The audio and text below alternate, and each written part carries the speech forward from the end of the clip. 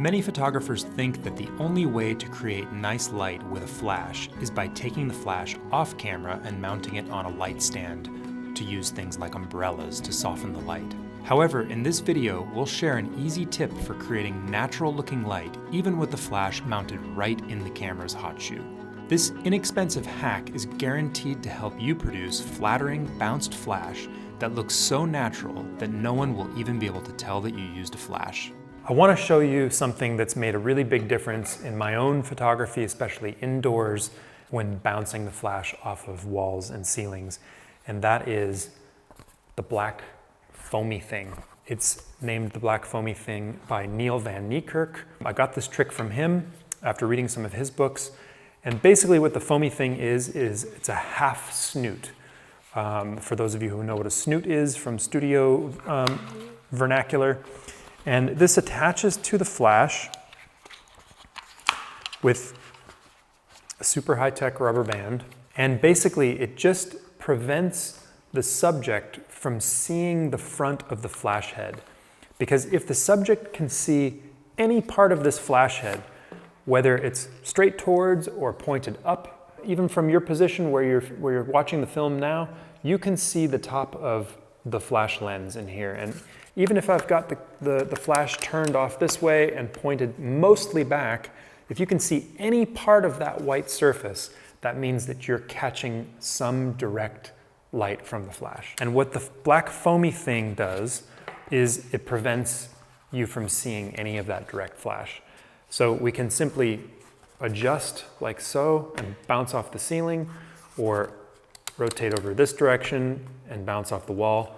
And all of the light from the flash will go to the wall first and then come back, which will give it a really nice directional look that will give you pleasing shadows, and it will be virtually impossible to tell that that light came from a flash. These two photos were both made with the flash head in the exact same orientation, bouncing off of a surface to my left.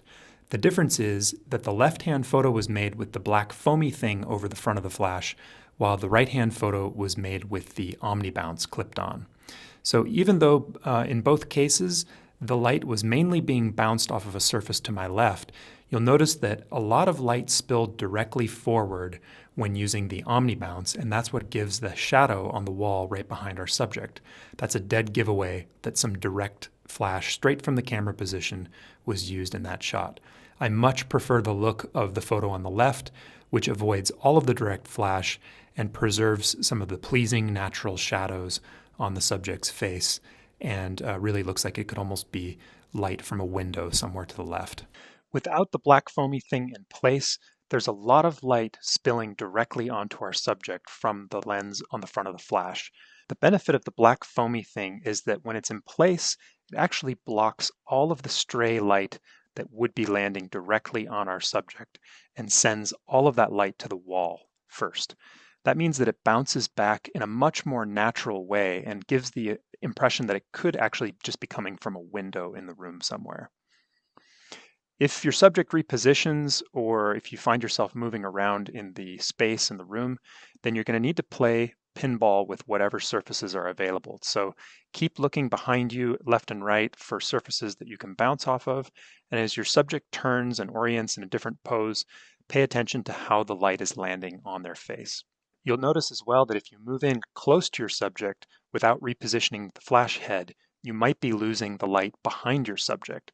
So pay close attention and reposition the head of the flash and get yourself the best angle possible. So as your subject changes distances to your camera, be sure that you're paying attention to the angle of light as it bounces off the surface to your left or right. When bouncing off of the ceiling, you'll want to pay attention to that raccoon eyes look that you sometimes get when the subject has deep shadows in their eye sockets.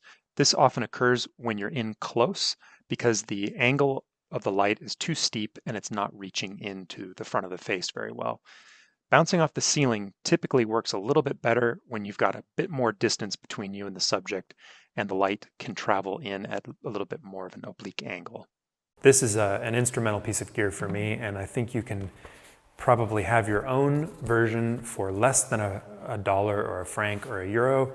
I get this material at the Koop Bouwenhobby or the Obi store. It's usually found in arts and crafts sections of the supermarket, and it's just a foam material. So I strongly recommend one of those. Hopefully you found that tip useful, and if you did, we'd really appreciate you giving us a thumbs up.